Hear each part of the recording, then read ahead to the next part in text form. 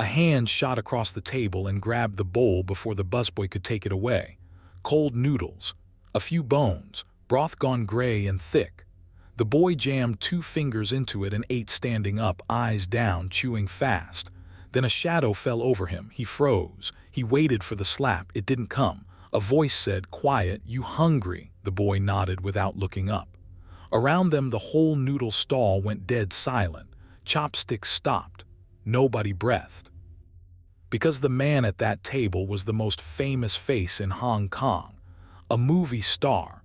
A fighter every man there had watched break bones on a screen. His name was Bruce Lee, and a starving dishwasher had just eaten his leftovers in front of 100 people.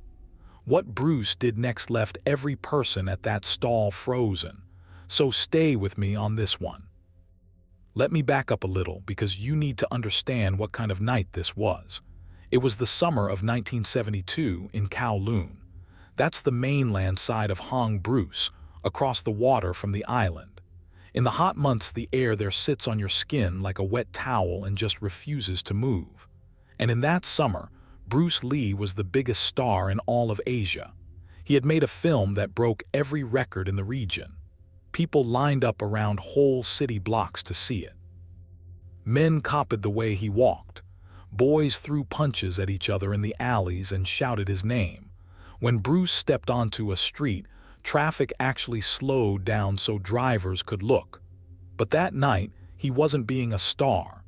He was just a tired man who had been on his feet for 16 hours. He'd been filming since before sunrise, take after take. A director who wanted it perfect, lights that cooked you. Bruce did his own stunts, every one of them, and by the time they wrapped, his knuckles were swollen and his shirt was soaked straight through. He didn't want a fancy restaurant. He didn't want photographers. He wanted a bowl of noodles in 10 minutes where nobody asked him for anything. So he walked down off the set, away from the cars, into the narrow streets where the real city lived. And trailing behind him, the whole way, was a dog. Now this dog was not a movie dog. This was an old brown street mutt with one torn ear and a limp in his back leg. Bruce had found him a couple years earlier, half-starved behind a fish market, and for reasons nobody around him ever understood, the most powerful athlete in the world had knelt down in an alley and fed that ugly dog by hand. He named him Momo, and Momo followed him everywhere, slow and patient, like an old man who'd given up hurrying. Bruce never told him to go home. That tells you something about the man right there. But hold on to it. We'll come back to it. The place Bruce stopped was a street noodle stall.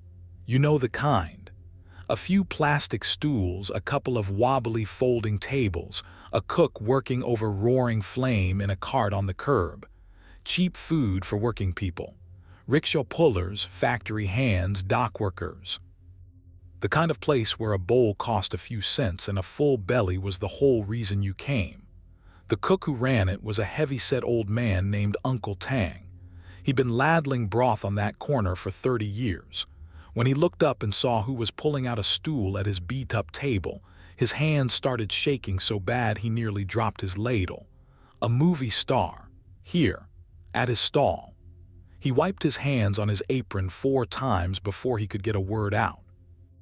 But Bruce just smiled and said, "2 bowls, uncle, whatever's good tonight, and a little plain broth in a dish for him." He nodded at the dog. Now here's the thing you have to picture. That stall was packed. Maybe 40, 50 people crammed into that little corner, and every single one of them had stopped eating to stare. Because when a man like that sits down among ordinary people don't know how to breathe. They get quiet. They get careful. They watch. And in that crowd of watchers were 3 people standing off to the side who could not afford to sit down at all. The first was the dishwasher boy. Skinny thing, maybe 12 years old, arms like sticks, in a shirt gone brown from filth. He worked the back of the stall, scrubbing bowls in a bucket of gray water for Uncle Tang. He wasn't paid in money. He was paid in scraps and a place to sleep on the floor. His name was Ah Sing, and he had not had a full meal in as long as he could remember. He ate what customers left, bones, cold ends. whatever came back on the plates before he washed them. The other two were rickshaw pullers, men who ran barefoot through the streets all day, dragging strangers behind them for coins. The younger one was called Afai, maybe 20, all knees and elbows. The older one was Lao Chan, and Lao Chan was near 60, which in that job is ancient because that job breaks a body in half. He'd been pulling since he was a child. His legs were rope and scar. He hadn't eaten since morning, and morning had been a piece of bread. These three hovered at the edge of the light, the way hungry people do, close enough to smell the food, far enough that nobody could accuse them of anything, and they were all watching the same thing. They were watching the bowls Bruce Lee was about to eat, and they were doing the math that hungry people do without meaning to. How much will he finish? How much will he leave, and who gets to it first? That was the whole world of that corner that night. A tired star, an old dog, a shaking cook, and three empty stomachs standing in the dark, hoping a rich man wouldn't clean his plate. Now watch what happens. Uncle Tang set the bowls down, steam coming off them. Fat noodles, slices of beef, green onion, a broth that had been simmering all day. Bruce picked up his chopsticks, and the moment he did, you could feel the three hungry ones lean in, just slightly, the way a plant leans at light. But Bruce didn't eat like a hungry man. He ate slow. He took a few bites, set his chopsticks across the rim, drank a little tea, and looked out at the street. He was in no rush. And that slowness was doing something cruel that he didn't even know he was doing. Every minute that food sat there cooling was a minute those three had to stand and smell it and want it and wait. Ah Sing broke first. He couldn't help it. He drifted over toward a table 2 feet from Bruce, where a customer had just left a bowl half finished. Cold noodles, gray broth. He looked around once fast, the way you learn to look when getting caught means getting hit. And then his hand shot out and he grabbed it and started eating standing up, fingers and all. And that is exactly where our story opened. Bruce's shadow falling over that boy. The whole stall going silent, waiting. Because everybody there knew the rule. Everybody knew what was supposed to happen next. A big man, a famous man, a fighter, catches a filthy little dishwasher eating garbage right next to his table, embarrassing him in front of 50 people. That boy was about to learn a lesson with the back of somebody's hand. That was the way of things. Uncle Tang had already started forward with his mouth open, ready to grab the boy and throw him into the street to save his own face in front of the star. Nobody threw anything. Nobody hit anybody. Bruce Lee looked down at that boy, and what was on his face wasn't anger. It was something the crowd didn't have a name for. He set his chopsticks down, gentle, on the rim of his own bowl. And he said, quiet, just to the boy, "You eat like a man who's been hungry a long time." Ah Sing stopped chewing. His whole body went stiff. He was sure now that it was coming. He shut his eyes. And that's when old Lao Chan did the bravest thing that little corner had seen in years. The old rickshaw puller stepped out of the shadows. His hands were shaking. He'd watched them throw beggar boys into the gutter his whole life, and something in him could not stand to watch it happen to this one. Not tonight, not with him standing right there doing nothing. So he stepped forward, and he bowed his head, and in a cracked voice he said the sentence he thought would get all three of them beaten. "Sir, please forgive him, he's just hungry." He swallowed. "We're all just hungry when you're finished, sir. Whatever you leave, could we eat your leftovers?" And the whole stall stopped. I mean, everything stopped. Uncle Tang froze with his arms still out. Ah-Fi grabbed the old man's sleeve, trying to pull him back, too late. 50 people held their breath at once, because now it wasn't just a boy. Now a grown man had said it out loud to the most famous face in Hong Kong. "Can we have your scraps? Can we eat what you don't want?" In front of everyone. You could feel the whole crowd bracing for the humiliation. This was a movie star.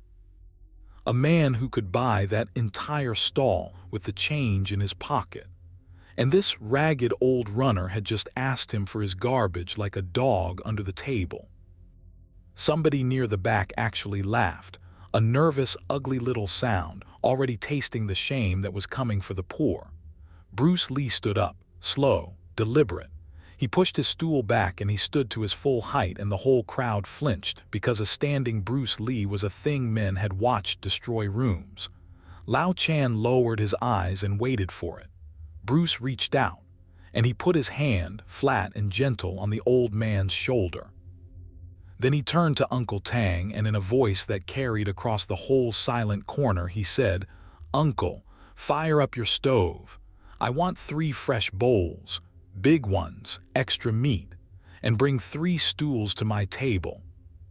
Nobody moved. Nobody understood. Bruce reached down himself and dragged 3 empty stools around to his table with a scrape you could hear across the street. He set them down, and he looked at the old man and the young one and the dishwasher boy still standing there with gray broth on his fingers. And he said, "Sit, all 3 of you. You're not eating anybody's leftovers tonight. You're eating dinner with me." For a second, nobody breathed.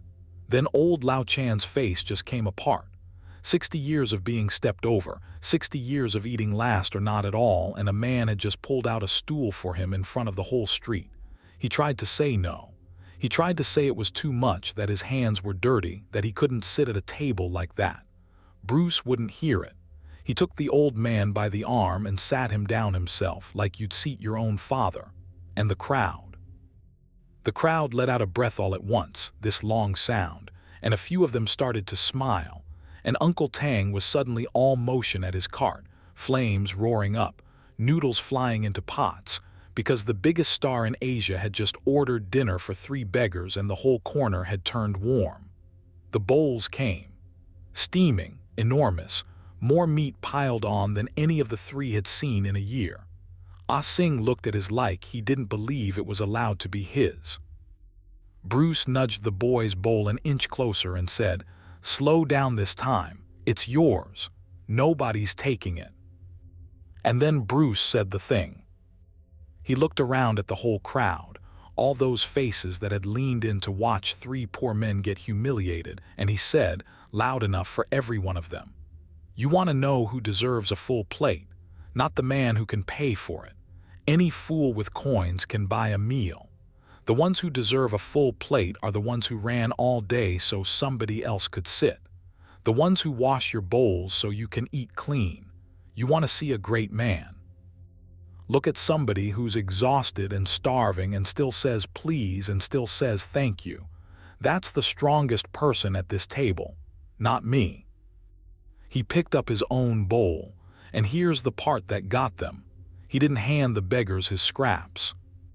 He took his own untouched bowl, his good bowl, and he set it down in front of Ah Sing, on top of the one the boy already had. "2 for you," he said. "You've got the most catching up to do." And the whole stall broke into noise, real noise. Somebody clapped. An old woman was wiping her eyes. Uncle Tang was laughing and crying at the same time over his stove. For a minute there, it felt finished. It felt like the sweetest thing that corner had ever seen, and everybody just wanted to sit in the warmth of it. Bruce eased back down onto his stool. He reached under the table and scratched old Momo behind his torn ear.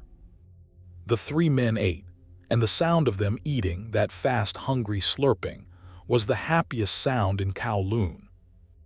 Lao Chan kept saying thank you between bites over and over. Ah Fi laughed with broth on his chin. The boy ate with both hands and didn't look up. Bruce leaned back and watched them and smiled a tired, satisfied smile and picked up his tea.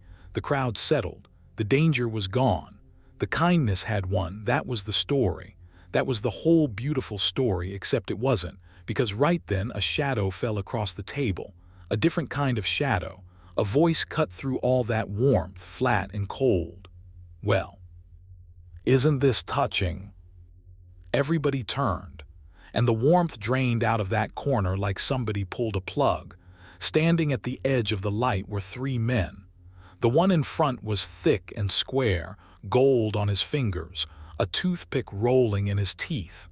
Everybody on that street knew him. His name was Fat Kyung, and he ran the block. Not the noodle stall, the block, the protection money, the debts, the people. Fat Kyung was the man you paid so that nothing bad happened to you, and if you didn't pay, he was the bad thing that happened. And he wasn't looking at Bruce. Not yet. He was looking at old Lao Chan and at Ah-Fi and at the dishwasher boy, and he was smiling like a man who's found something that belongs to him. Eating like kings, Fat Kyung said. He walked slow between the tables and people pulled their feet in. That's nice. That's real nice. He stopped behind Lao Chan's stool and put a heavy hand on the old man's neck, right where Bruce's gentle hand had been a minute before. You owe me for 3 months, old man. And here you sit, stuffing your face on charity while my money walks around in your empty pockets. Now you feel it, don't you? This just turned into a different story. A second ago it was about a kind man and a warm meal and everybody smiling. Now it's about who owns these men. Because that was the ugly truth under that whole corner, the thing Bruce hadn't known when he pulled out those stools. These 3 didn't just belong to their hunger. They belonged to Fat Kyung. The rickshaws they pulled, he rented them. The floor Ah Sing slept on, he taxed Uncle Tang for it. Every coin that came through that street came through him first. A free meal didn't fix that. A free meal just made it worse because now Fat Kyung had been embarrassed in front of his whole block by a movie star handing his property a good time.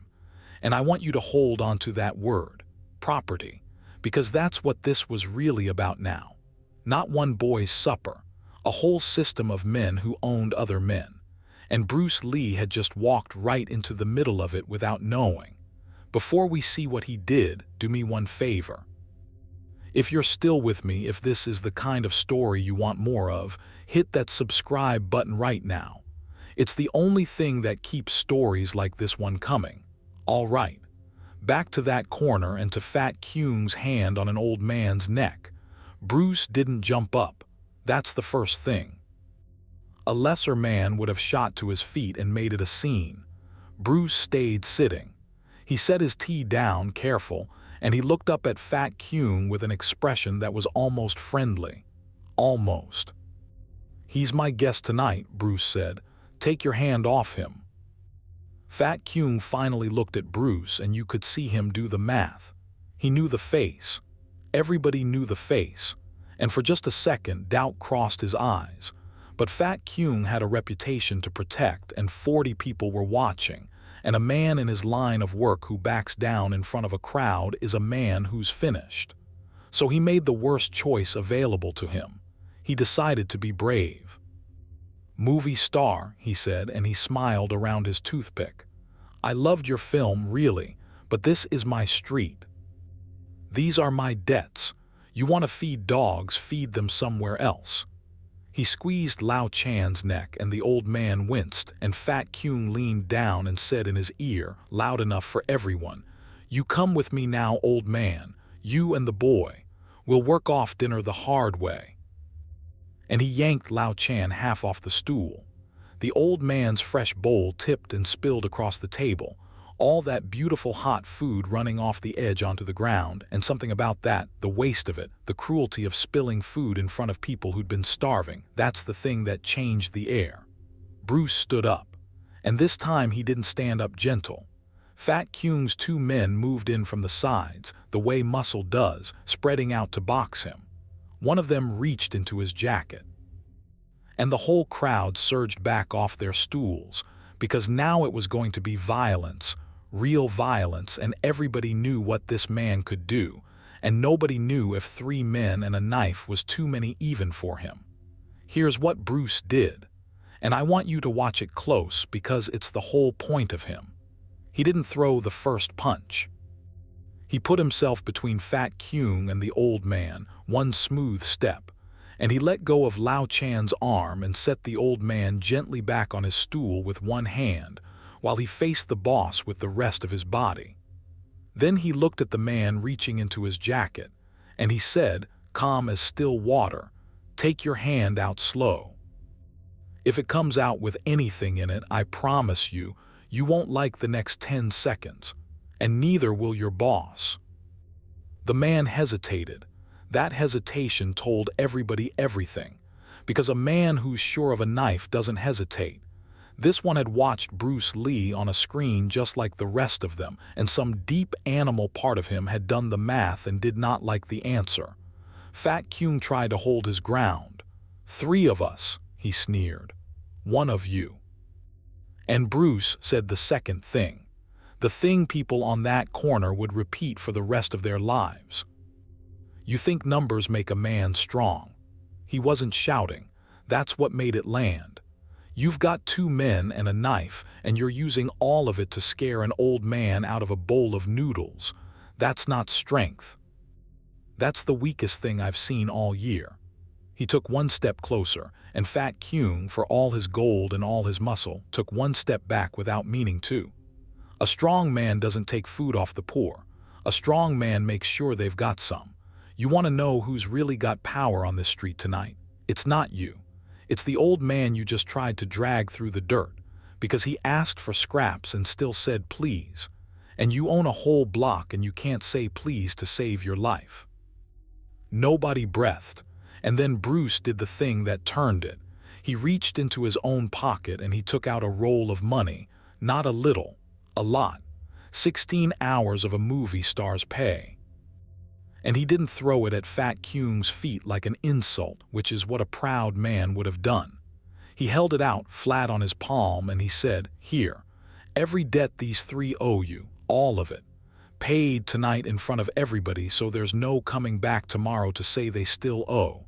You take this and you clear them, clean, and then you walk off my corner." Fat Kyung looked at the money. He looked at the crowd. 40 people watching to see what he'd do, and he understood in that second that he'd lost. Because if he took the money, he was the man who got paid off by a movie star and slunk away. And if he didn't take it, he was refusing more cash than those debts were worth, in front of everyone, which made him a fool as well as a bully. Either way, the whole street had just watched him get smaller. He grabbed the money. Of course he did. Men like that always take the money. He counted it fast with his thumb, and it was more than enough, a lot more, and greed won out over pride the way it always does with his kind. He shoved it in his jacket. He wanted to say something, some parting threat to save his face. He opened his mouth, and Bruce just looked at him, didn't say a word, just looked. And whatever Fat Kyung saw in that look, he closed his mouth. He jerked his head at his 2 men, and the 3 of them walked off into the dark, and the toughest man on the block did not look back. For a long moment the whole corner was silent again. But it was a different silence than before.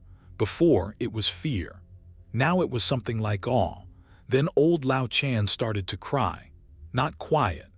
The way an old man cries when a weight he's carried for decades comes off all at once.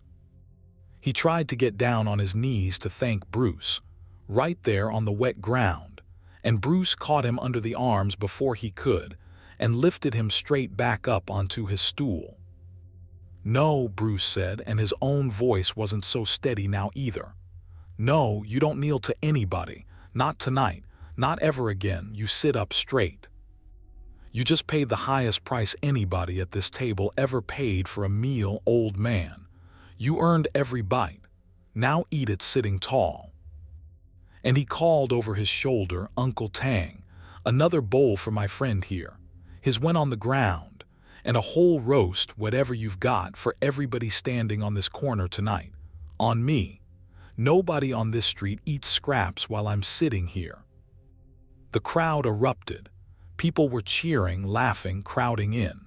Uncle Tang was throwing food on the fire as fast as his old hands could move, tears running straight down into his broth. And the 3 men Bruce had pulled out of the dark ate their fill, sitting up straight at a movie star's table in front of the whole world. That should be the end. And in a way, it is. But there's a little more, because the best part of this story isn't the fight or the money or even the speech. It's what happened after, and what it tells you about the kind of man Bruce Lee really was when the crowd wasn't watching. When the meal was finally done, when the bowls were empty and the corner had gone quiet and warm and full, Bruce didn't just get up and leave. He sat with them. He asked the old man his name, really asked, and he learned it. He learned about Afai, who was pulling a rickshaw so he could send money to a mother back in the village. And he learned about the boy, Ah Sing, who had no family at all, who slept on a stone floor and washed bowls for scraps and had never once in his short life been to school. And this is the thing that most people who tell this story leave out, so listen close. Before Bruce Lee stood up from that stool, he did two more things. First, he took Uncle Tang aside, quiet, away from the crowd, and he arranged to pay the boy a real wage. Not scraps, money, and a place to sleep that wasn't the floor. He didn't announce it. He didn't do it for the crowd. He did it in the shadows by the cart, where only the old cook could hear, and he made Uncle Tang promise to look after the boy like his own. And second, he knelt down.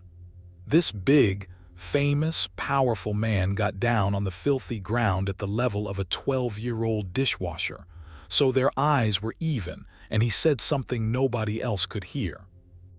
We only know a piece of it because years later, when Ah Sing was a grown man with children of his own, he told it. Bruce said, "You're not garbage, you hear me? People are going to spend your whole life trying to tell you that you're the kind of person who eats what's left over. Don't you believe them, not for 1 second. You sit at the table. You understand. Wherever you go for the rest of your life, you walk in and you sit at the table." And then Bruce stood up. He whistled low, and old Momo came limping out from under the table where he'd slept through the whole thing. And the two of them, the biggest star in Asia and his ugly, three-legged limping stray, walked off into the Kowloon night like it was nothing. Like he hadn't just changed 4 lives on a street corner between takes. Now here's how you know this story is true and not just something people wanted to believe. Bruce Lee died a little over a year later, 1973, 32 years old, gone just like that at the very top of the world. And when he died, the papers were full of his films and his fame and his fights. But on that one street corner in Kowloon, a handful of people mourned a completely different man, not the star. The man who pulled out 3 stools. Uncle Tang kept his promise. Ah Sing grew up in that noodle stall, fed and paid and safe. And he did go to school, eventually, night classes, because a kind cook made room for it. And that old rickshaw puller, Lao Chan, told the story of that night to anyone who'd listen until the day he died, and he never once got through it without crying, and he always ended it the same way. He'd say, "The most famous man in the world pulled out a stool for me, and he told me to sit up straight, so I did. I've sat up straight every day since." You want to know what real strength looks like? It's not the punches. Bruce Lee could throw those in his sleep, and the whole world knew it. Real strength was a tired man, at the end of a 16-hour day, who saw 3 people standing in the dark hoping to eat his garbage, and instead of looking away, instead of being embarrassed, instead of doing the easy, comfortable thing that everybody expected, he pulled out 3 stools and gave up his own bowl and put his own money on the line and knelt in the dirt to tell a throwaway boy that he mattered. Anybody can fill a stomach. It takes a great man to hand somebody back their dignity. So the next time you see somebody standing at the edge of the light, waiting, hoping, too proud to ask and too hungry to leave, you remember that noodle stall in Kowloon. You remember what Bruce Lee said about who really deserves a full plate. And maybe, if you've got it to give, you pull out a stool. You'd be surprised what it does to a person being asked to sit at the table. That old dog, by the way, Momo, he outlived a lot of people's expectations too. Turns out a creature everybody wrote off, when somebody just decides to feed it and keep it close, has more life in it than anyone guessed. I think Bruce knew that. I think that's the whole thing he was trying to tell us, with the boy and the old man and the dog and the stools. Nobody's leftovers. Everybody sits. Thanks for staying with me to the end of this one. If it moved you even a little, do that old rickshaw puller a favor and pass it on. And go sit up straight.